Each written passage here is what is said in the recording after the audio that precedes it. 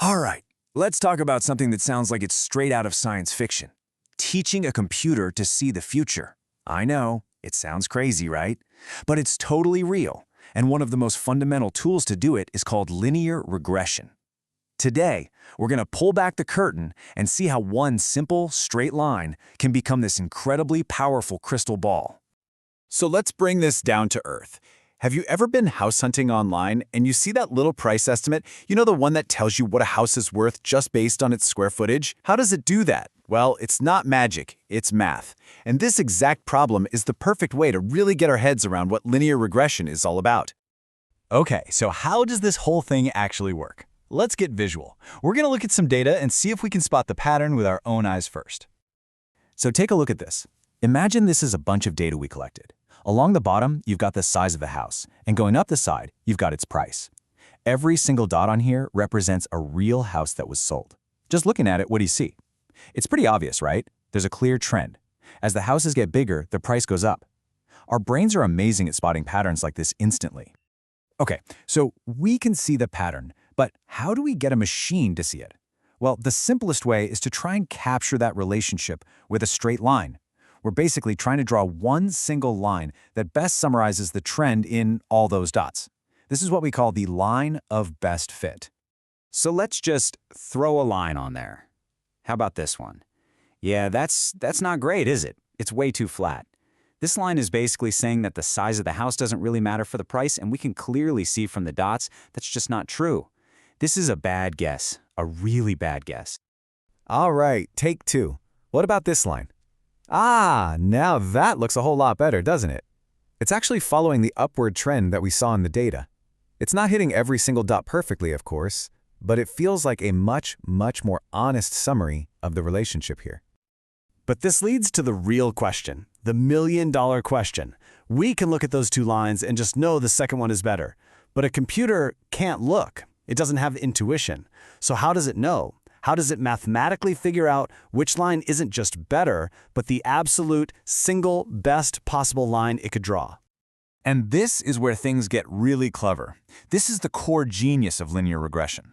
To find the best line, the machine needs a scoring system. It's like a video game. It has to be able to score every possible line it could draw, penalizing the bad ones and rewarding the good ones. It needs a formula for wrongness. And that formula has a name. It's called a loss function. The easiest way to think about it is like a golf score. The lower your score, the better you're doing. Every time our line misses the data point, it racks up penalty points, or cost. So the goal of the game is simple. Find the one line that has the absolute lowest score. So how does it actually calculate that penalty score? It's surprisingly straightforward. For every single one of those dots, each house, the machine measures the straight vertical distance from the dot down to our line. That little distance right there, that's the error. It's a number that tells us exactly how wrong our prediction was for that one specific house. Okay, and the most common way to tally up these errors is a method called least mean squares. Now that sounds technical, but let's just break it down. We already know what the error is for each point. The next step is the real secret sauce. We take that error and we square it. Now, why do we do that? It's a really clever trick because it makes the machine hate big mistakes. A tiny error, say a miss by 2, gets squared to 4. But a bigger error, like a miss by 10, gets squared to 100. It penalizes big misses way more than small ones. Then you just add up all those squared errors for every single point, and boom, that's your final cost score. The whole goal is to find the line that makes that total score the least it can possibly be. And that's pretty much the whole game right there. The computer can now test out tons of different lines, thousands, even millions. And for each one, it calculates that total cost score. It just keeps searching and searching until it finds that one, single, unique line that gives it the absolute lowest score possible. And that line, that's our winner. That is the line of best fit. So now we get the basic idea, right? Find the line with the lowest error score. But here's why this is so cool. This seemingly simple idea of defining a cost and then trying to minimize it, well, that's not just for drawing lines. It is a fundamental building block for almost all of modern machine learning. Think about it. We only used one thing to predict the price, the house's size. But what about the number of bedrooms, or the neighborhood it's in, or how old it is? We can add all of those in.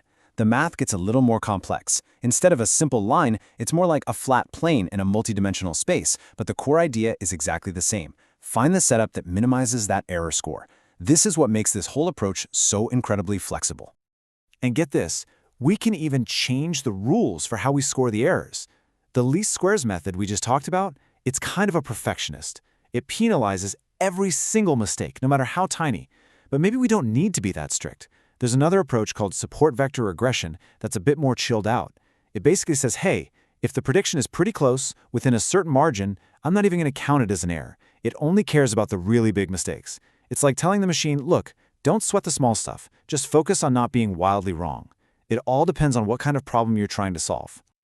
So let's kind of pull back and look at the big picture. What have we really learned here? Linear regression is so much more than just a way to draw a line through some dots. It's a foundational principle. It's our first real glimpse into how a machine can actually learn from data and start making some pretty smart predictions about the world. So if you walk away with just a few things, let it be these. 1. Linear regression is all about finding those simple, straight-line relationships hidden in our data. 2. It's a workhorse. It's used everywhere, for predicting things in finance, in medicine, even in farming. And 3, and this is the big one, if you get this, you've basically unlocked the front door to understanding how so much of machine learning really works. It's pretty amazing how much power is packed into one simple, straight line. But it also leaves us with a huge, lingering question, doesn't it? What happens when the world isn't so simple? What happens when the patterns aren't straight lines? What do we do with curves and weird clusters and all the truly complex, messy data that makes up our reality? Well, that's where the real adventure in machine learning begins.